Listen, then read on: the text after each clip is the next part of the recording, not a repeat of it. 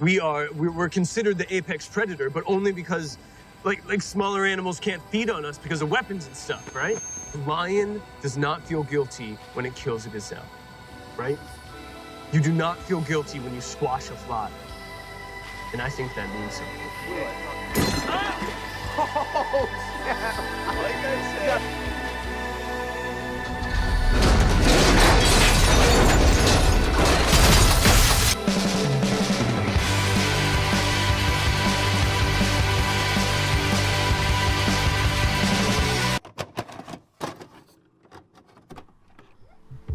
In 1999, the world was introduced to the Blair Witch Project, a movie that presented itself more as a documentary than an actual film, being a detailed look into the disappearances of 3 young adults.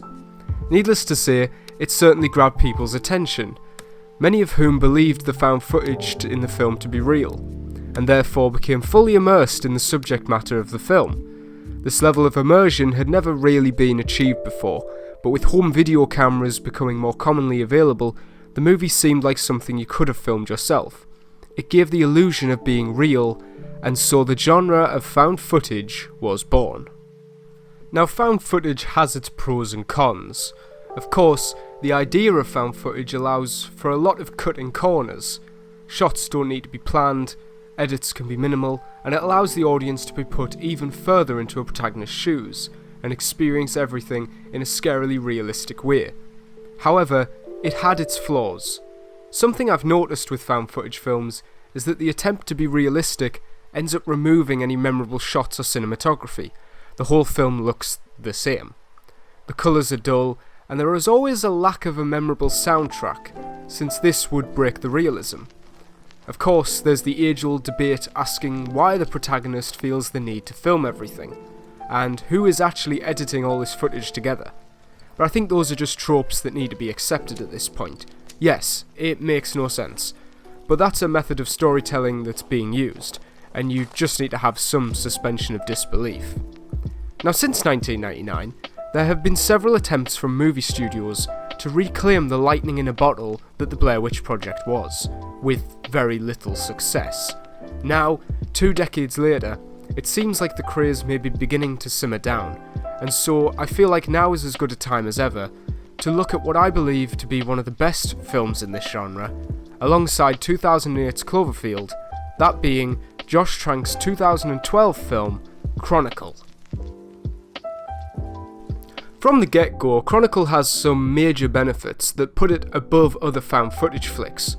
The main characters have telekinesis, which allows for the camera to move almost anywhere, puts a nice green tick next to the issue of bland cinematography, since Chronicle, especially towards the end, uses so many camera angles that it can achieve almost any shot possible, so the third act looks just like a normal blockbuster, when the gimmick begins to wear off and the action becomes the focus. Chronicle also has multiple camera users.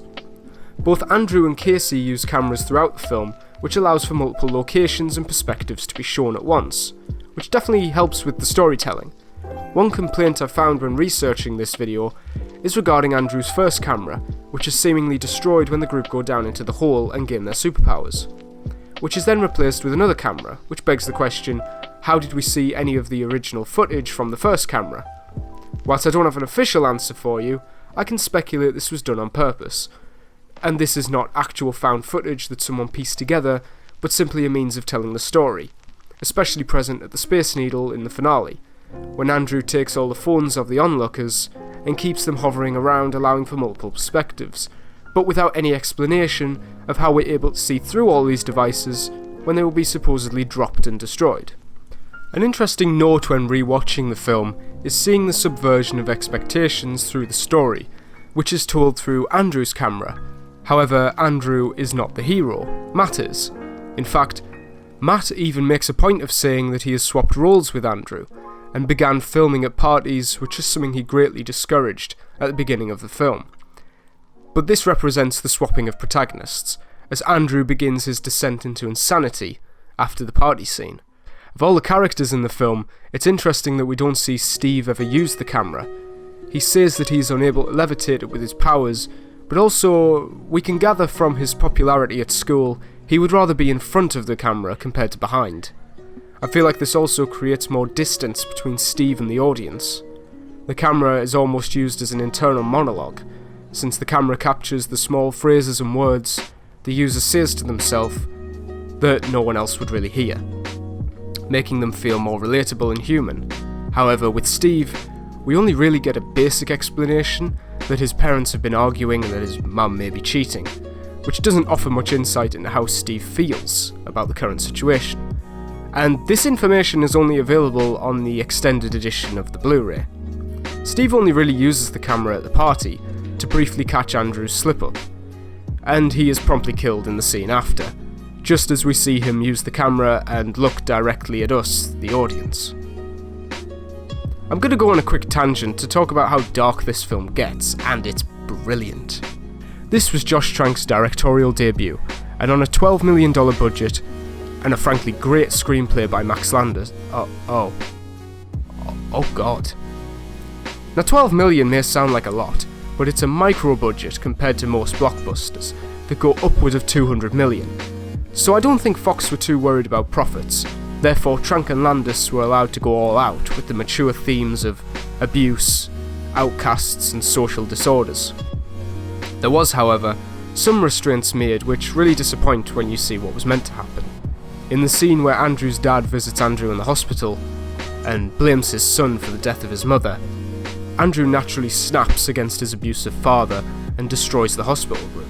Now Matt catches Andrew's dad in the final film. However, originally, Andrew was going to break his father apart like the spider scene earlier, which would perfectly complement Andrew's journey to becoming the apex predator. But it was cut, either for censorship or budgetary reasons, which sucks. But at least we got this. One thing that allows the found footage to complement the low budget comes with the telekinetic powers, specifically the use of wire-work and green screen for the flying segments. Things like the baseball and magician scene look a little too fake, with CG objects being halted or moved in mid-air, but effects like the fork crushing and the parts in the toy store hold up incredibly well, allowing the camera to follow the characters through the air, without cutting to reaction shots, allows the flying to feel more weighty and give you an idea of the conditions in the air, something I really appreciated, especially since unlike the recent Captain Marvel, which also depicted flying scenes, but as weightless and more importantly, used a CG render of Brie Larson instead of the actual actress. You can see in the stark comparison with Chronicle just how much more real this film looks in regards to flying, and it's because the actors are technically really there. Yes, I'm fully aware this is the second time Captain Marvel has been brought up. Maybe once I've gone through some of my favourite movies, I'll begin tearing apart some of my least. And Chronicle really is one of my favourites. It shows how, with the right time given, you can create special effects that hold up even today on a shoestring budget. Along with District 9, this film will age incredibly well in terms of effects, and it still looks pretty good 7 years later. The title for this video is about doing found footage right, however I don't think that particularly means better. This film manages to avoid a lot of tropes of found footage and cuts some corners through the plot and multiple characters having cameras. However, these are all strengthened by serving to develop the characters, in a nice tight script that leaves plenty of questions open to keep you pondering about this movie well after the credits roll. Wait, Max Landis did what? Can't really do anything. They're like big dumb crystals, and the way they eat is they burrow a hole up to the surface, and they put out sort of this radio wave, and 3 humans heard one of them. Drawn to the hole, you go into the hole, and it turns you into a telekinetic drone. You can then manipulate electromagnetic fields, which would allow you to move anything, although it would cause intense strain on your brain, nosebleeds.